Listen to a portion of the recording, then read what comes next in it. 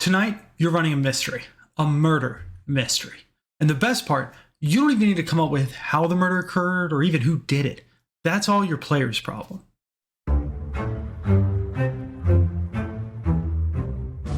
Brindlewood Bay is a Powered by the Apocalypse style TTRPG currently on Kickstarter for the next about 10 days. I'll put the link somewhere either above or in the description below. I'm still trying to figure out YouTube. It's written by Jason Cordova. In Brindlewood Bay, you play a group of elderly women, members of the local Murder Mavens Mystery Book Club. I know it's a mouthful, but I promise the alliteration gets easier each time you say it. And they frequently find themselves investigating and ultimately hopefully solving murders. For context, I skimmed the rules and mystery about a week before pitching it to the players, and it was a very brief skim. And then at about an hour until showtime, I really read the rules in depth. I highlight this to show the rules aren't that complex. It's very easy to pick up and play. I ran one of the starter mysteries, Dad Overboard, and you can see the results here on our channel. I think we really enjoyed it, and I thought it was very easy to run as far as a prep level goes.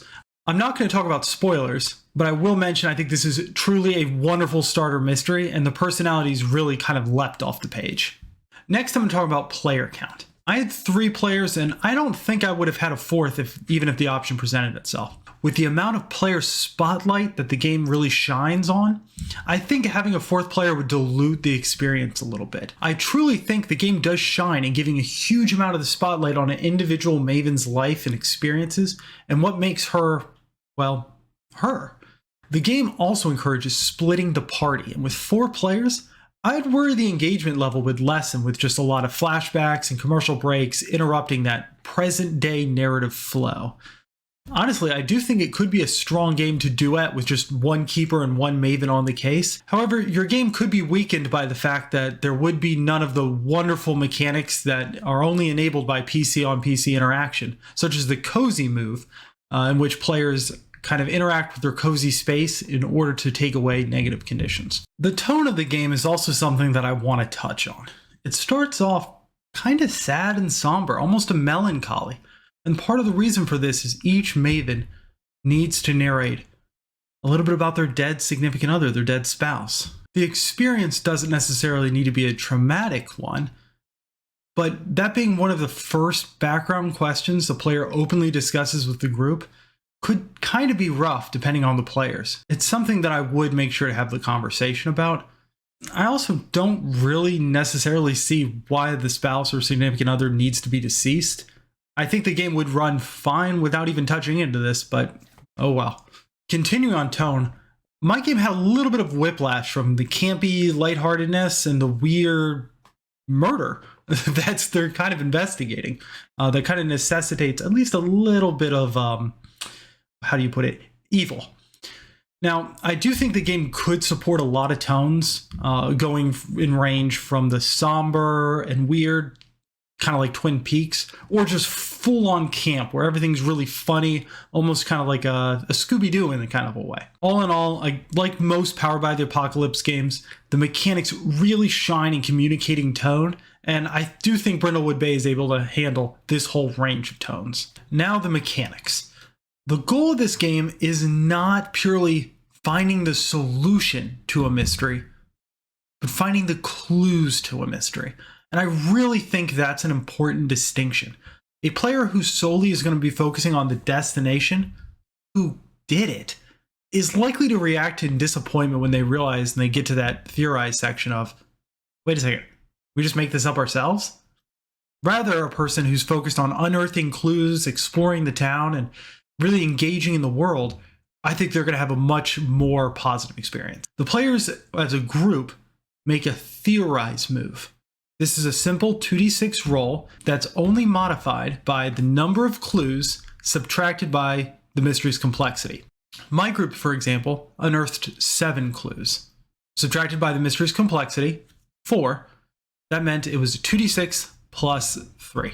Being able to adjust the mystery's complexity to make the mystery a little easier to solve, I think is where it again shines with regards to one-shots. And then if you really want it to last 6 hours, just bump the complexity up. All it means is your players have to find more clues. Before rolling, however, your players need to incorporate each clue they found into their solution. This honestly was a ton of fun, where I was able to just kind of sit back and listen to them theorize. Ultimately, I participated a little bit, just kind of to nudge them and say, well, what about clue 4? Or is there a way you think you can explain that away? It does give your players a high degree of narrative control. For example, if the players are trying to explain away a tattoo on a hand, they could claim one of the siblings was wearing a glove the whole time, hiding the tattoo from us. And I think the game encourages that kind of narrative creation from the players. Now, my players were all DMs, so I think they were able to handle it very appropriately. And I also think new players can handle it well. But those who only have experience in very rigid, the DM plays the world, the players play their character type games, I think they may struggle a little bit. I try to make the clues very obvious, and I frequently repeated how many clues they had and what they were. That way we all kept track in our head of what the complexity was and how many clues they wanted to have before saying, I think we've solved it. One of the funniest pieces of feedback I got for rolling for the answer is one of the players after the fact said, well, Eric, I don't know why we rolled for the answer when what we pitched to you was the right answer. Now, that's not true. In fact, pretty much anything the players would have come up with could have been the right answer given they explained the clues and roll high enough. But the fact that this rule system allowed him to think that, yeah, we had the right answer, I think it's kind of poignant. Though, again, it does kind of leave you up to potential disappointment if the players were to say, well, the answer doesn't even really matter. Again, the question is, are there people who are enjoying the journey, or are they solely focused on the destination?